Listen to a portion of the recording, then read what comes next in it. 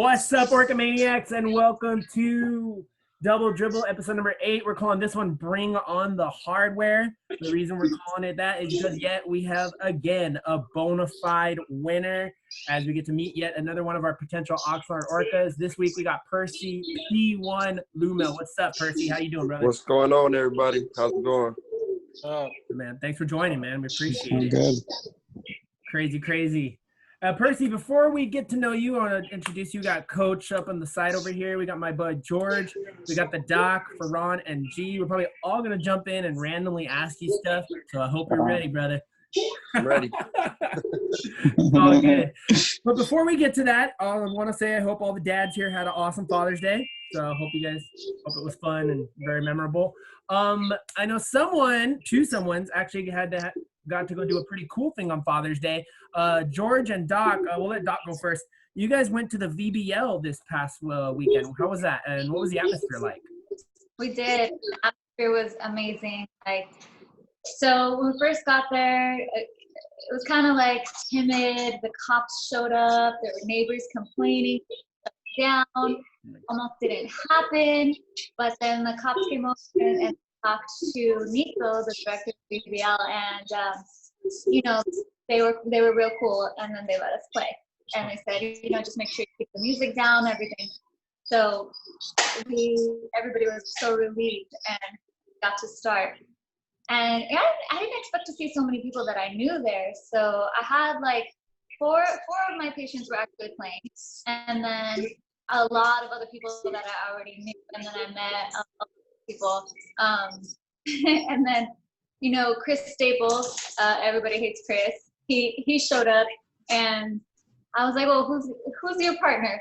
And he's like, oh, my partner's not here yet. And then all of a sudden walks up 7'5" Mamadou, right? He's bringing in this ringer. Come on, bro.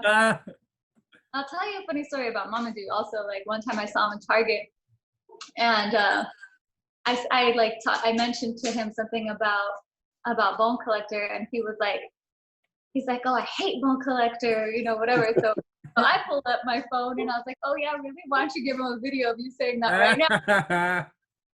So then I sent that to Bone Collector, and then they became friends when they met up again in China. So, I think the whole VBL, a lot of the guys there, a lot of guys that are going to be on the Orcas tryout team, that we already know. The vibe is it's one big family. Mm-hmm. So VBL is just an extension of all of us, So it was a very exciting time. Games were pretty good. A lot of people were rusty, but then a lot of people were still on their game. So that inspired me a little bit to get back in it because I'm real rusty. But George was there. George showed up and supported, so that was pretty cool too. And he was my cameraman, taking pictures of me and all my friends and stuff. So that was great. George. I'm a photographer. You hear that, Ferran? We got a cameraman now. There you go. Yeah, he's got a gig for him. He's already in the remix. There we go. Ferran had this conversation about being a videographer, so he knows. He's already in the remix. There you go. Well, how did you like it, George? How did it feel for you over there? Let's get to the beginning. So I did show up a tad a little bit late, but when I got there, people were just around. So I was really trying to find parking because you know how beaches is. It's really hard to find parking. You don't want to pay a certain amount of money just for parking. So true, but it wasn't even that bad. I only had paid $10 over there, but I only had 3 hours just to chill over there. So it was a very good vibe. And then when I went there, I thought I was gonna be on the main court. So I parked literally by the main court, but the thing got cautioned off. So I'm wondering, okay, where is this event? So I was talking to random people to show me where it was. So luckily this one random guy told me which direction to go. So I was like, okay, cool. So I had to walk literally a mile just to get to the event. But, I mean, it's cool. I got my exercise too. So everything's all good. So that's what it is. But going to answer your question, it was pretty good. I saw so many people there, so many ballers. Saw Meezy, saw Drewski, those types of players that we had on our show, these past shows. So it was pretty good. and it was very competitive basketball that I saw too. So It looked like it. yeah, exactly. And then so many like YouTubers I watch. Really. Was there like what Doc said? Chris Staples was there. Everybody hates Chris. Uh-huh. And then Stefania, the one that carries her hoop around just to like challenge people one on one. Huh. Yeah. So and then and there was some tall monsters, including Mamadou too. So That's what like, she was saying. yeah, bro. Like I'm up to Mamadou's like hit. That's how tall he is. So yeah. So me being like the small guy, like you already know how tall he is. So that's freaking cool. yeah. Well, I'm glad you guys had a good time. I mean, we're slowly on our way to tryouts. Ferran, can you give us a quick update on that, possibly? Yeah, those who are included in this conversation already know.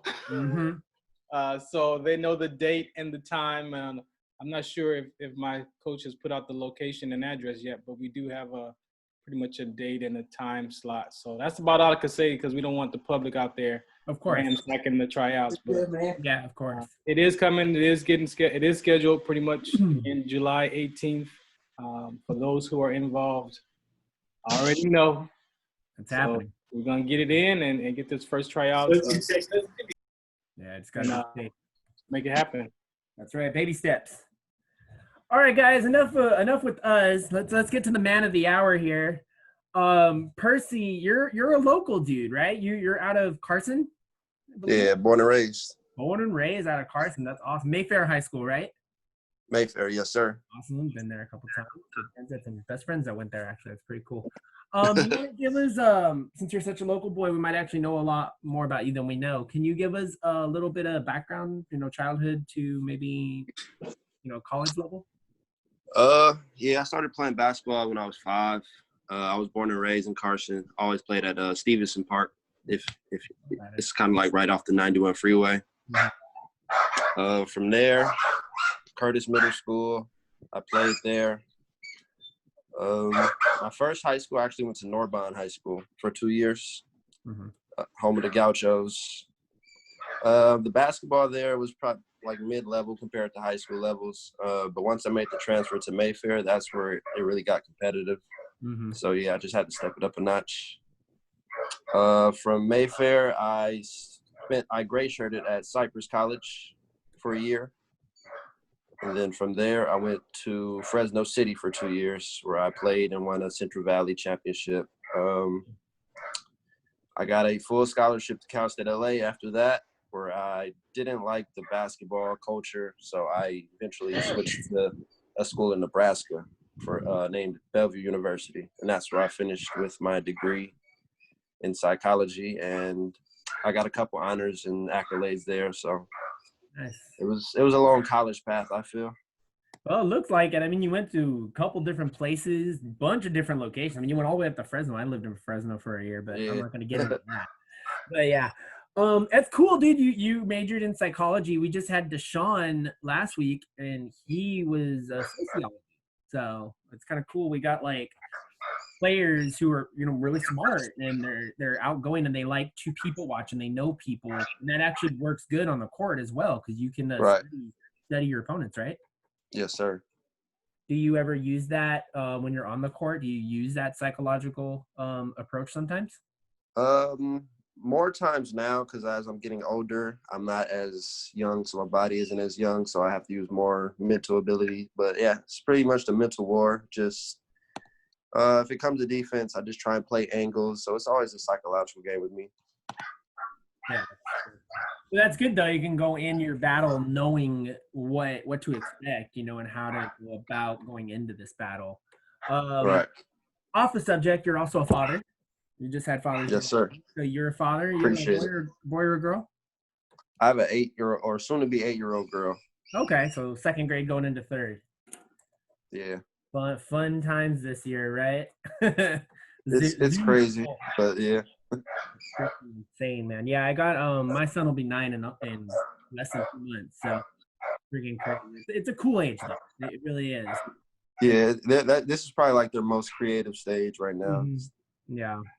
Absolutely. Is she like a girly girl, or is she more tomboyish, or like kind of in the middle?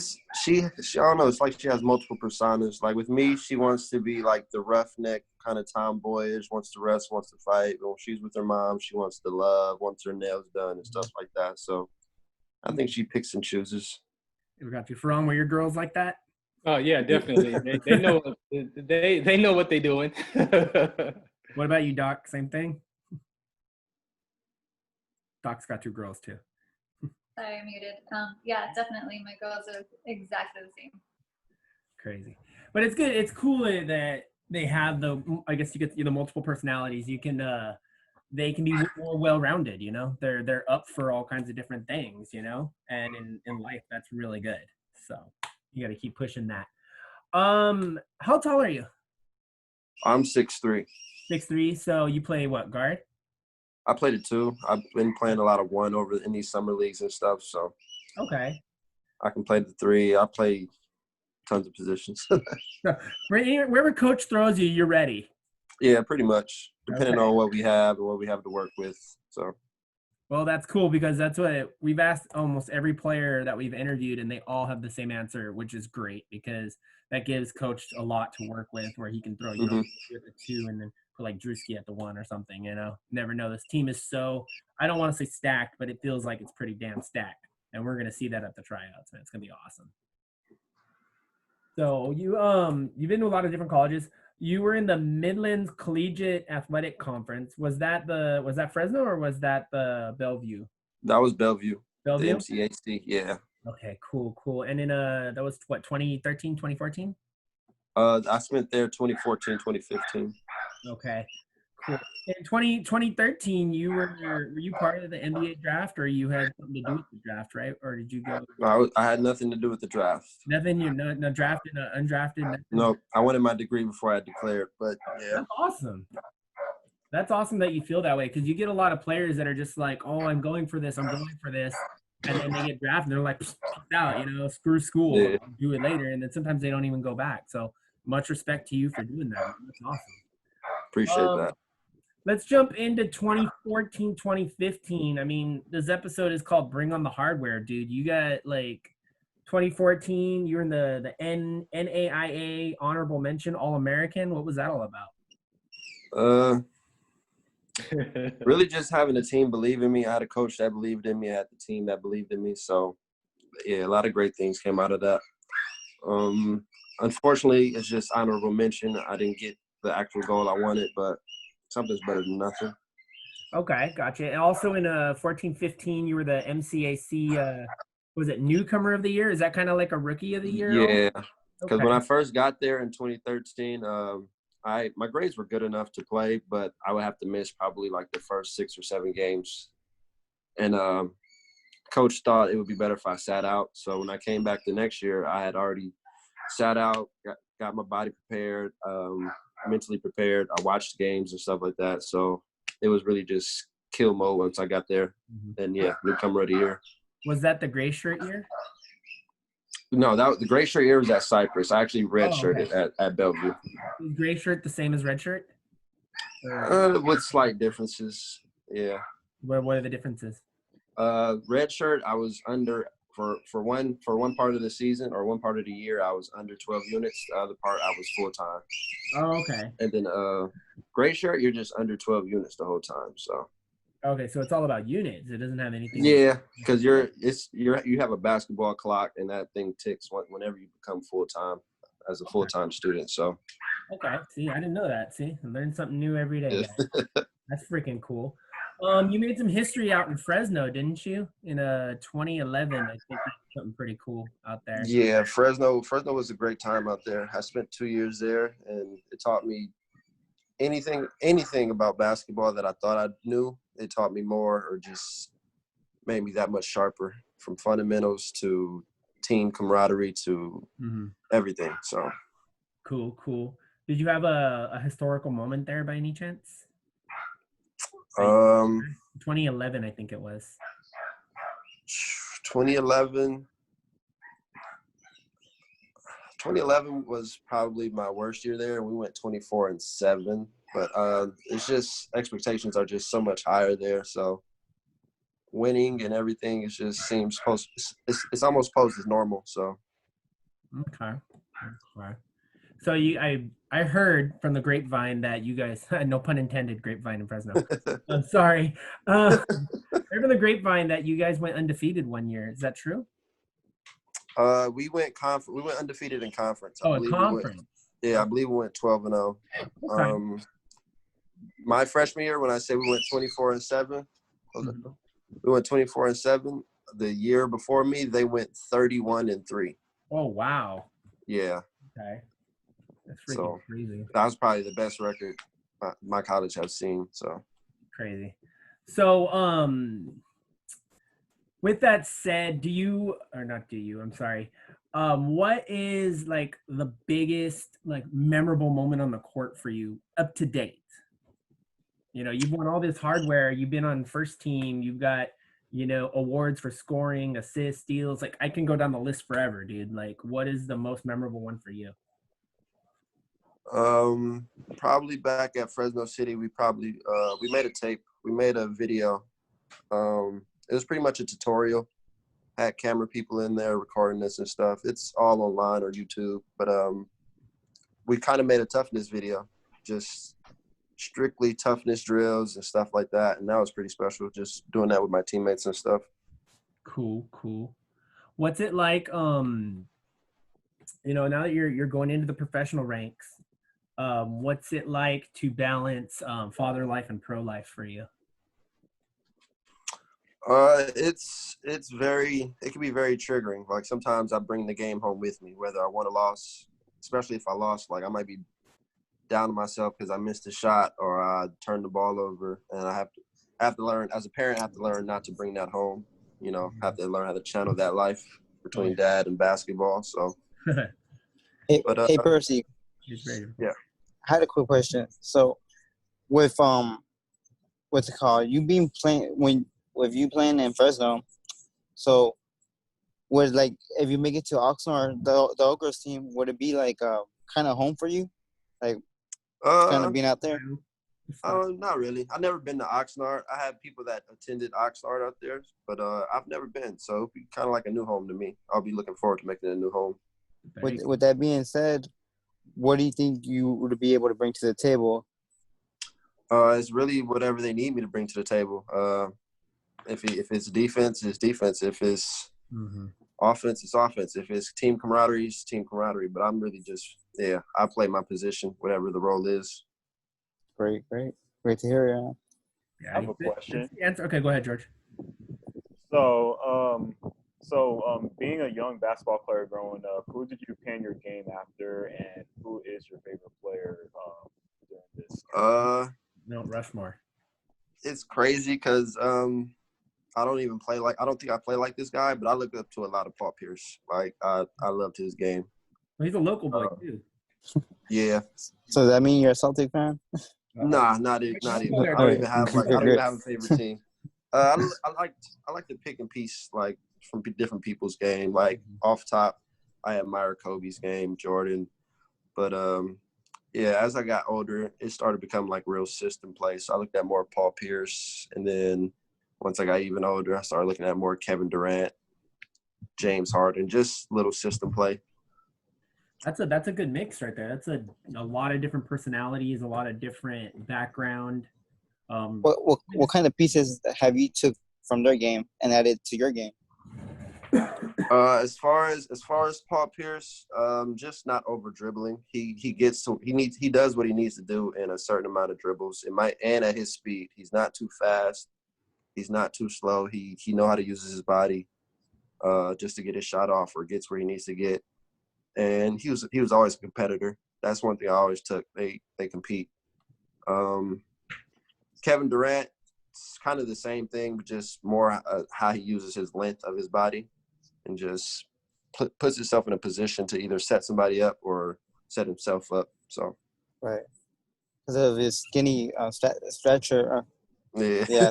But that's good. Yeah, you gotta find a way, man. Especially with those big boys, man. Yeah, for real. He runs with stride. I wanted to ask you about your education, man, which is for me right now and these days are very important around psychology and mental health. So What led you to choose that education?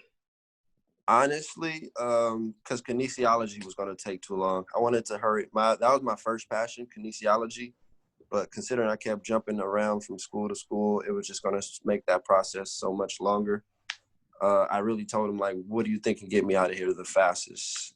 They told me psychology, and I didn't think I would enjoy it as much as I did. So I was hooked probably the first couple of psychology classes I took. And yeah, it really was a developed passion for me. So that's how I stuck with that, and it worked for me. Yeah. They and I asked that because we plan on doing quite a few mental health mentorship programs.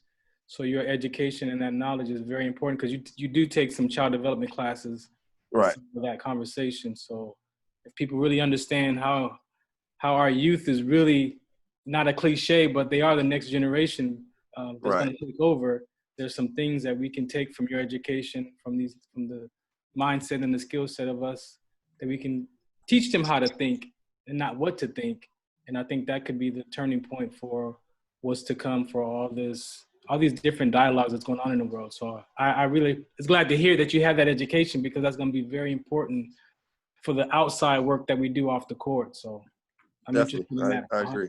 Yeah, I'm interested in that about you. So for sure. I love that approach. And with going with that, what approach are you going to go with your daughter? Because she's old enough now where you can talk to her about the stuff that's going on right now. What approach are you going to take?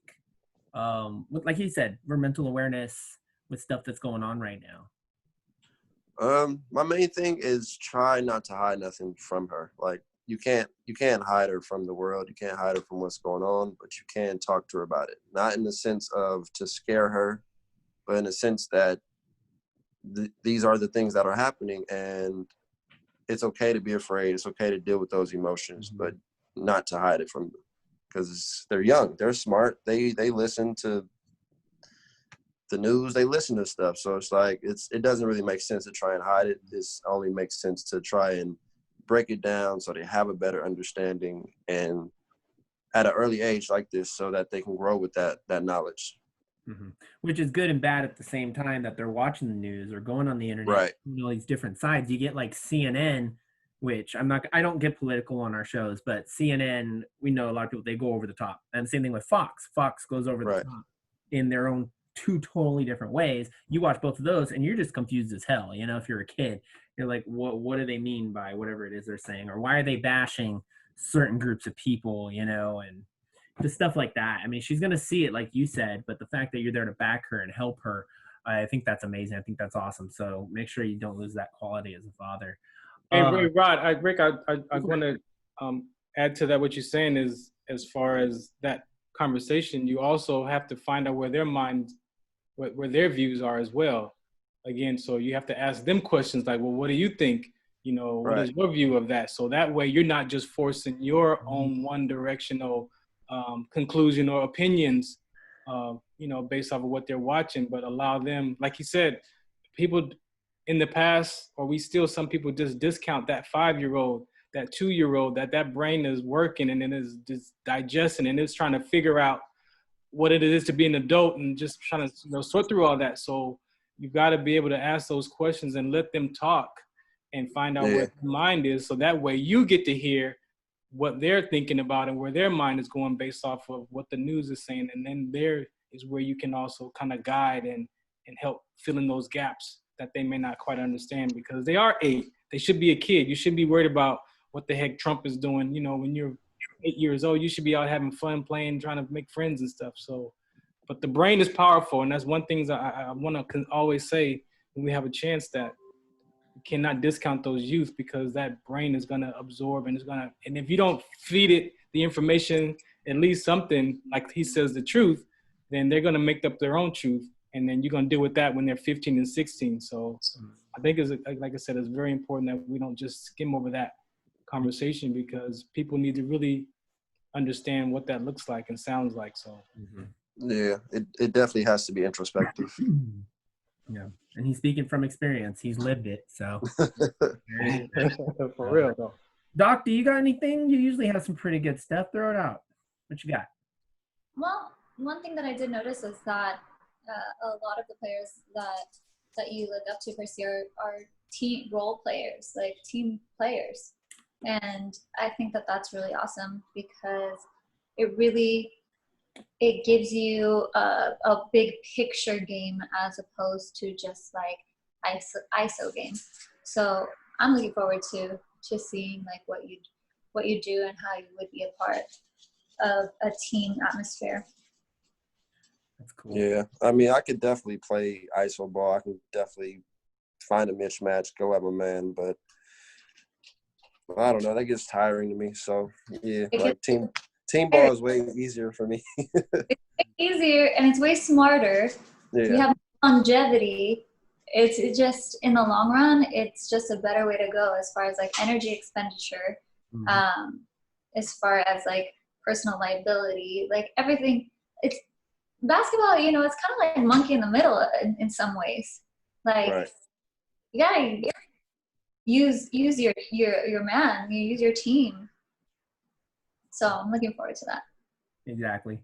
The fact that you brought up those 4 players that he was talking about, we always ask most of the players we've talked to on here, we've asked their Mount Rushmore.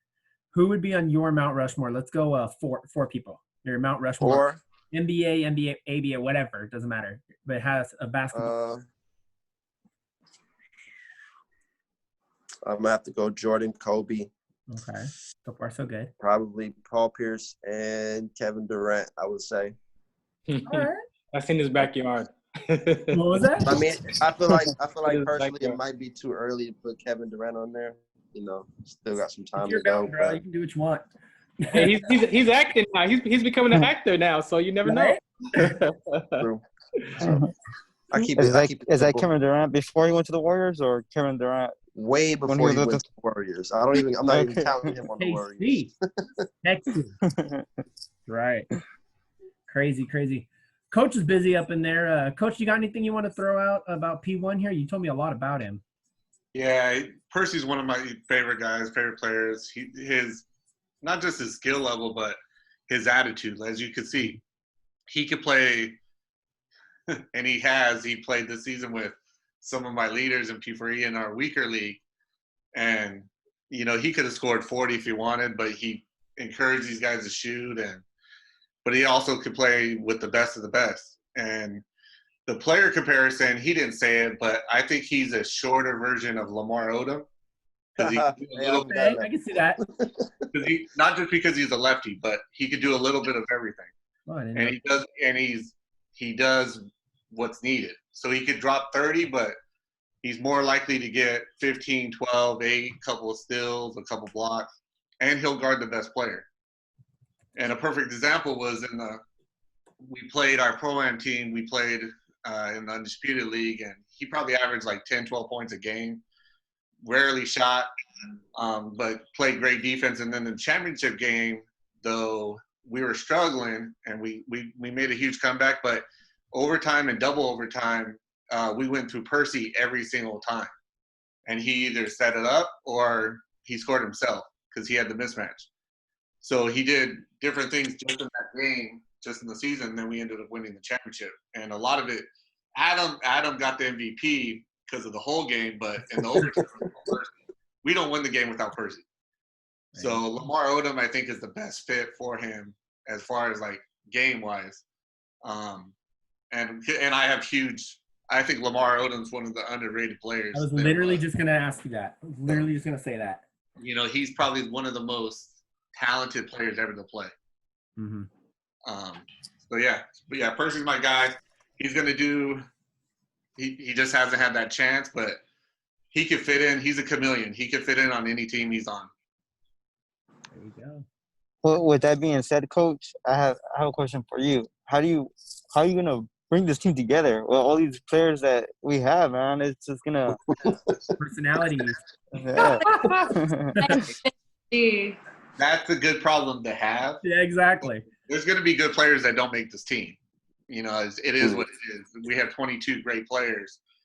So there's going to be 10 players that don't make it. That's going to be the tough part. But even with those 10, we're going to try to get them other places. It's not just about us. So we're not just going to throw them to the wayside. Plus, there's development team that we got going on, and there's people that we need in backup because of the COVID and the virus and all that stuff. But once we have the 12, then it just becomes fun, and we go mismatches and who's playing well, who's working hard, and everything's going to fall into place. And we're probably going to be the only team that can take out 5 and put 5 in and not skip a beat. I agree with that. The goal is that from our top 5 to our next 5, 1 or 2 points difference between them. And if we do that, then we're doing our job. And we're going to be running deep. We're going to be playing fast and positionless basketball. And Percy, like you said, he can play 1 to 3. He could guard a little forward depending on what we're doing. He's a little bit stronger. And people sleep on his athleticism. He says he's getting old, but, you know, he's definitely more athletic than he puts on because he's kind of smooth. And, you know, he's kind of like how King Griffey played baseball. Like, you think he's being lazy, but then he just gets the job done and makes an amazing play. And but Percy will make the right basketball play every time. Straight from the mouth of the boss, man. What do you got to say for that, P1? I see no lies.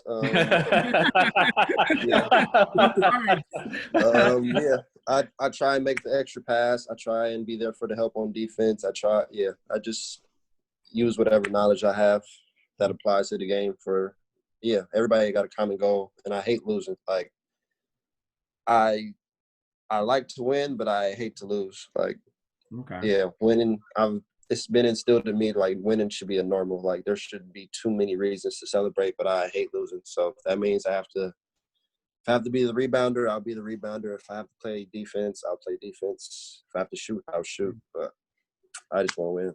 Hey, P1, I'd like to talk about that part right there, too, as far as, like, what do you tell yourself when you have a bad shot? Like, you know, like I said, I always want to ask Tiger Woods, what are you thinking when you mess up that one hole and you got to walk to the next one? Like, what are you telling yourself? Like, what are you talking to yourself about? In my head, I don't think I take bad shots. So if in my head I try not to be hard on myself, it's just a keep shooting kind of thing. And if I'm not shooting, I'm gonna look like I'm gonna shoot so I can get another shooter open. So it's just there you go. I'm really big on not taking bad shots. So everything is within my limitations. So what is that you hold on about losing? Because sometimes it's a 5-man game. It's out of my control if the other player does take a bad shot, you know, so that's out of my control. Yes, I might say something, you know, thin line between confrontation and disrespect, but I just hate to lose. Well, with that said, you're talking about confrontation and disrespect, not in a bad way, confronting someone. You talk about being the older guy. Right. The younger guys coming on, how are you going to, you know, confront them if they're either getting too cocky or they're just out of their element? How are you going to approach that in a mentor type of way?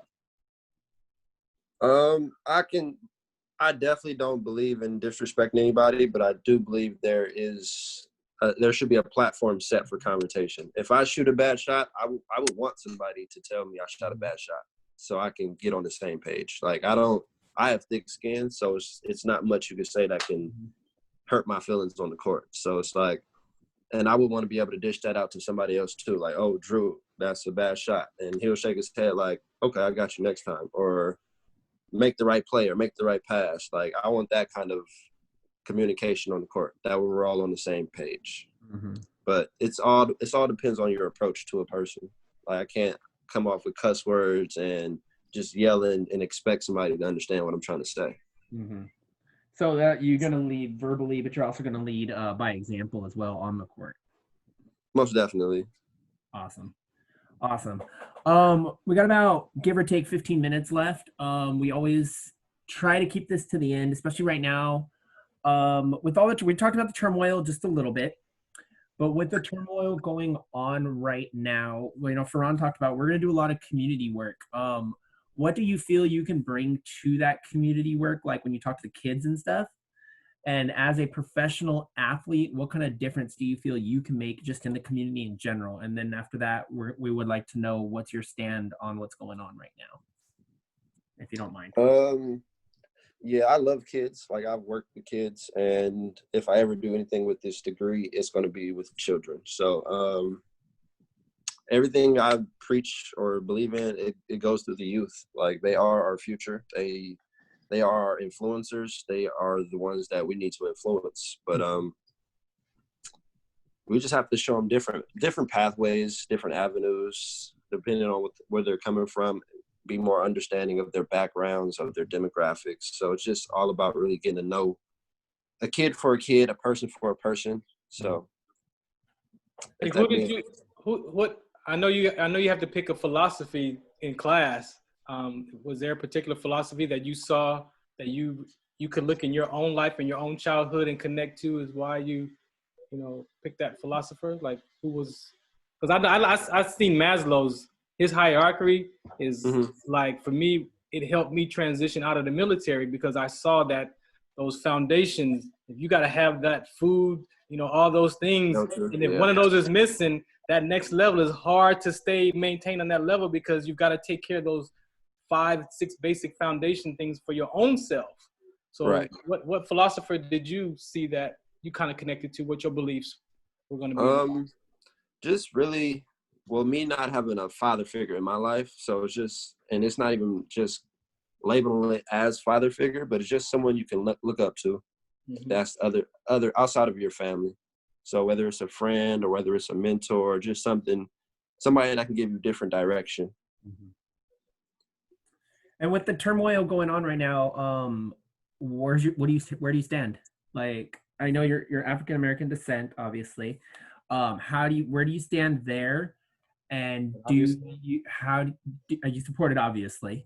But how do you feel about all the different directions that this thing has gone, from the riots to the Blue Lives Matter to the Black Lives Matter?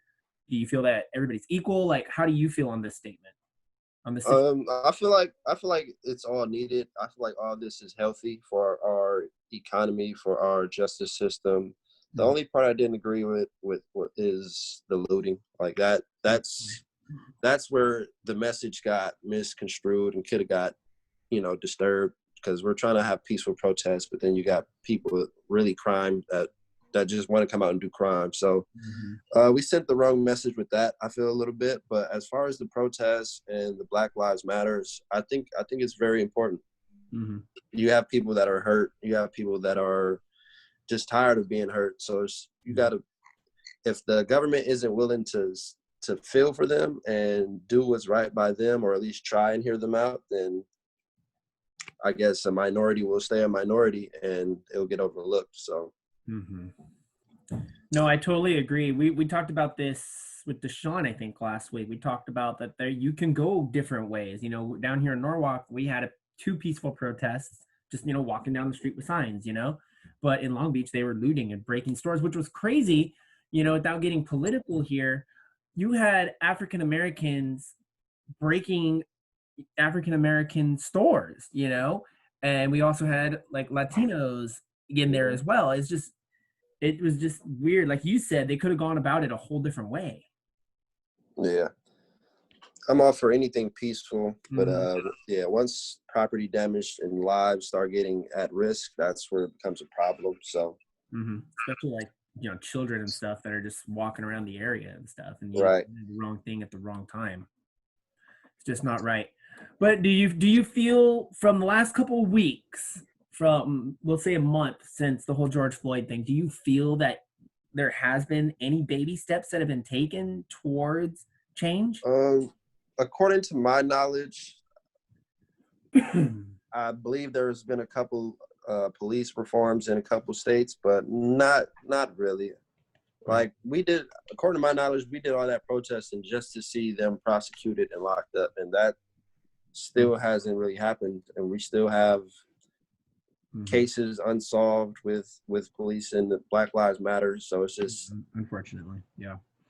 It's probably right under baby steps. I don't know what that would be called, but that's like, that scrolling down, and all of a sudden they end up on this side. Like, how you get over there? That's like, we're just crawling right now, or just rolling right now. So how did you end up on your side? Go ahead, Doc. You had something. I said that's called fetus steps. You know, they can't walk. That kind of scares me. Oh man. No, those were really good answers, because And then another thing Deshaun said, I want to see where you stand on this, is he said that people lashed out as crazy as they did because of the whole COVID-19 and the whole being locked up for so long. Do you feel that maybe that had a big impact on how people reacted to the George Floyd situation? Yeah, like George Floyd, that wasn't a single entity. That was just the last straw. Like that was just so much built up after that. And then you have these resurfacing names. You have Trayvon Martin. You have all these surfacing names from just the racial injustice. So it's just, I don't know why it took that much, but it could happen again if it continues, if the behavior continues. Sadly, it probably will. That's not the end. Yeah, it's not for any race. It's been around for hundreds and hundreds of years, and sadly we're still in the same spot that we are. Hey, P1, in your education background, I talk a lot on my talk shows about being invalidated and how people you share your life experience, right? Say with the police officer, you're trying to explain to them what's going on and they don't hear or they don't listen to you. And so a lot of times, we invalidate each other's conversation by creating debates about what's being said versus actually listening to what the person is saying from their own experience. What in your education? We lost Ferran. Oh, we lost Ferran. All right, so I mean, we're kind of that question. Do you think you can respond to a little bit of what he was saying? Well, I was trying to see where he was going with it, but in my experience, my education on that is based off my experience. It's hard to. Me being Black, I have been pulled over a couple times for sure of no reason, and there's no compassion between me and that cop. There's no of him understanding my story. So it's been learned to just say less, say as less as possible. Just so true. Try and cooperate so you can get out of there as quick as possible because he doesn't care what you're feeling, what you're thinking, what you're doing. He has that badge on, so that's his power. So yeah, that goes for Latinos too. Trust me. Remember, G, you were talking about that a couple weeks ago. You want to jump on that? Yeah, I just totally agree with him. Like, the best thing to do is just cooperate with the officer and just try to get out of there as soon as you can. Don't it's like if you say something bad, it's just gonna make it worse, man. So you don't want to say too much. Don't. Could be used against you. No matter what they're doing. Yeah, because in my head, I'm thinking anything I say can be used against me or turned against me, something. Exactly. Sadly, it will be. Ron, you got cut off, dude. Did you want to finish that last question? Yeah, I'm having technical difficulties over here. My other laptop is plugging, but it's not charging. So I'm on my Mac, and my Mac it does not like Zoom. So the last part of it, Percy, apologize for that, is in your education, like when you look out in the world today, like what do you think that's missing? Like not what's right or wrong, but I think what's missing is like people are being invalidated. And when you invalidate somebody in the conversation, anybody would get mad if you're not listening to the person and what they're saying to you. So what do you think is missing as far as the views of society? Just perspective and compassion. Like you can have more compassion, but you're not going to have that perspective if me growing up from Carson, but yet I'm dealing with an officer that's from Santa Monica or Beverly Hills or just out the way. You're not going to have that compassion or that perspective because you don't know the area. You don't know the demographics. So just taking that time to understand what the person is trying to feel or talk about. But that's like the main thing I think is missing. I've heard before in conversations that they say that if the police officers lived in those cities where they went home to, it would probably be a different what word can I use to describe that? Just the whole aura of the community would be different because you live there. So when you get off work, you're going home next door to the people that you're looking after. So I don't know why that might be something that they should really take a look at, is have those guys live in the same neighborhoods that you're patrolling because the relationship, the relatedness, and the connectedness, like you're saying, it could be a different experience than me living here in Beverly Hills and then driving home, patrolling in Compton and living in Beverly Hills. It's like your mind doesn't, you ain't got it. I'm here to do a job. That's a real good point. And I feel like they definitely would be able to relate more if they were to reside in that workforce. So, Mm-hmm. And just to piggyback on that real quick, I'm not sure where I got this from, but I remember hearing that somewhere. Sorry, my son in the back, but I heard that from somewhere where if a cop lived in the neighborhood, he's not gonna kill his neighbor because he's gonna know that guy's mom, or he might shoot him in the leg or something, or chase him, but he's not gonna kill him because he's gonna know that guy's mom or his family. You know what I mean? Like, so somebody in the community is gonna know that officer. Exactly. So it's like Training Day. You guys seen Training Day, right? With Denzel?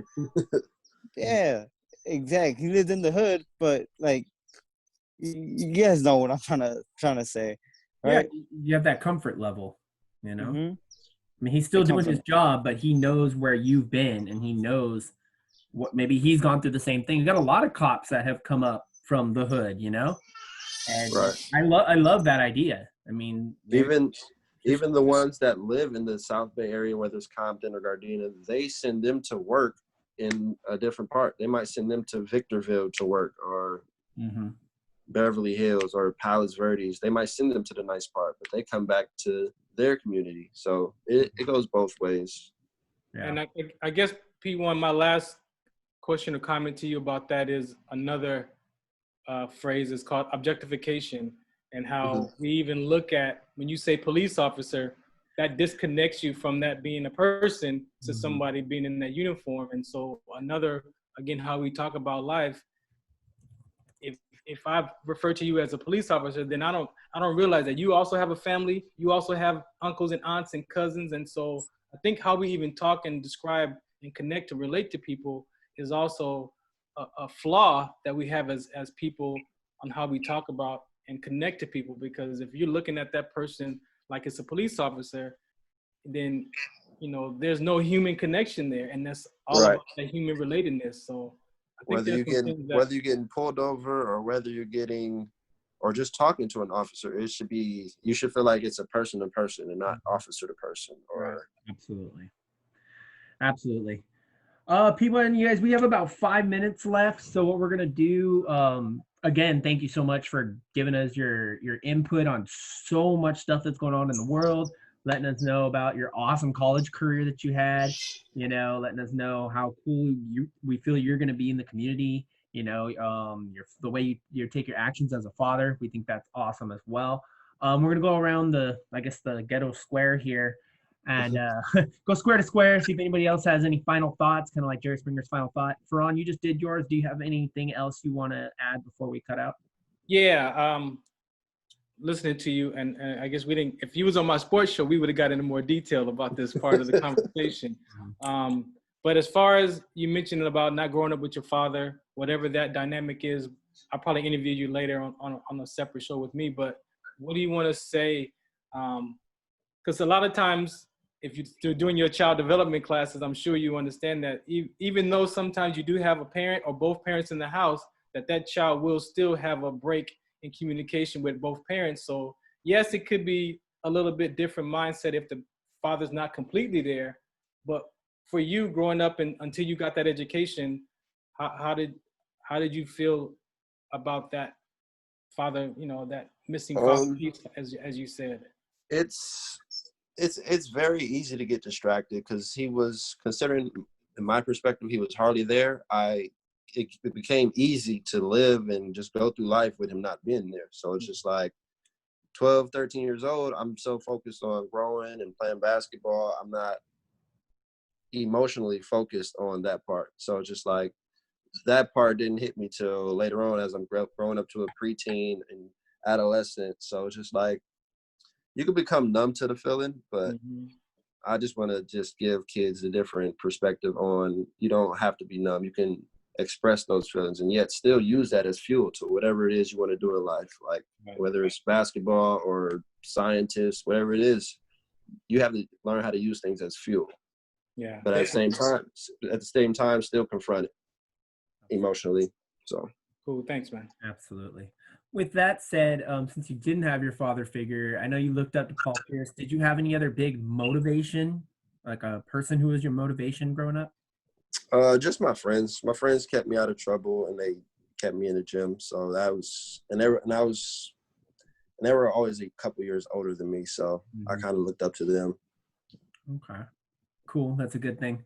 Awesome. Coach, do you have anything you want to close out with? No, just I'm glad Percy got the stage to share his feelings. We had a good talk on live a couple weeks ago about the same dialogue, and he comes to it from a different mindset than a lot of guys, and you could tell that the anger's not there. It's actually trying to fix it and trying to show love and trying to find the end all rather than just reacting on emotions. And that's exactly how he plays. So it's not, he doesn't really get too fired up. He's kind of even keeled, not too high, not too low.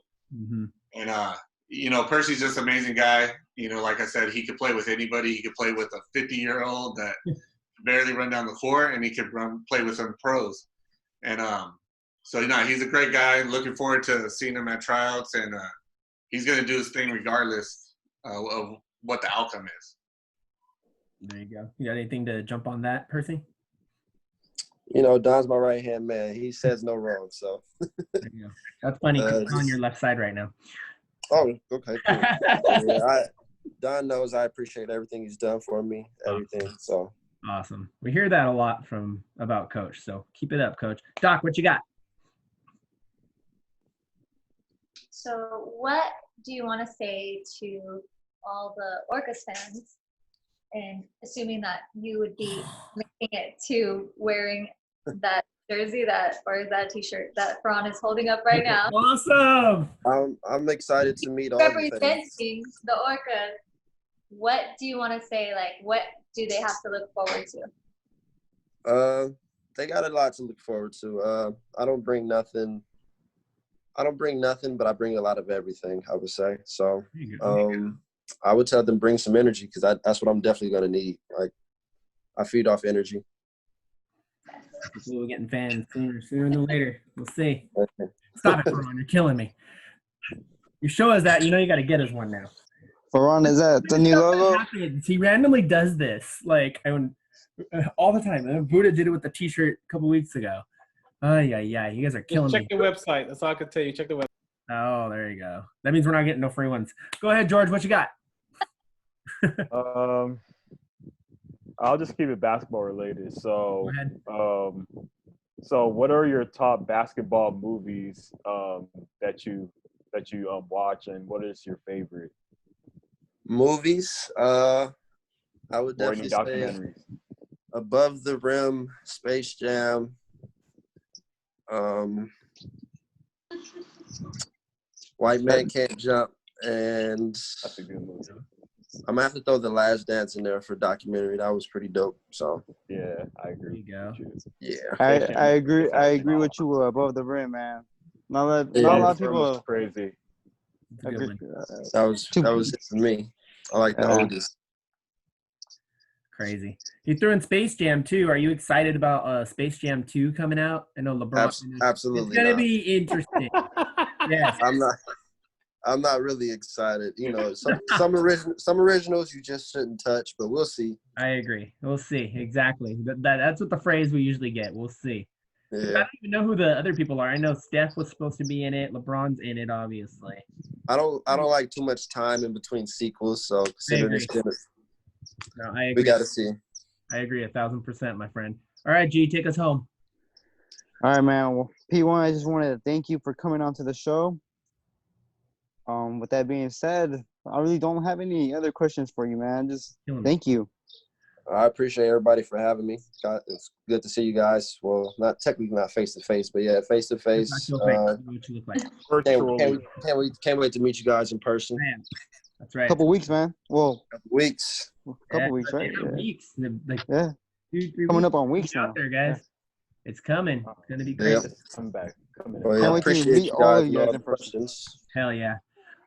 Also, again, Orcamaniacs, we want to thank Percy P1 for joining us. Episode 8, Bring on the Hardware. You heard how much hardware he had, and hopefully he'll help us bring some hardware of our own. I'm just saying. Yes, sir. Again, Percy, right. On behalf of Coach, Ferran, George, G, and the Doc, I'm Dubl R. Thank you guys so much for joining Dubl Drbl, Episode 8, Bring on the Hardware. Episode 9 will not be happening next week on 4th of July. You guys go have fun with your families.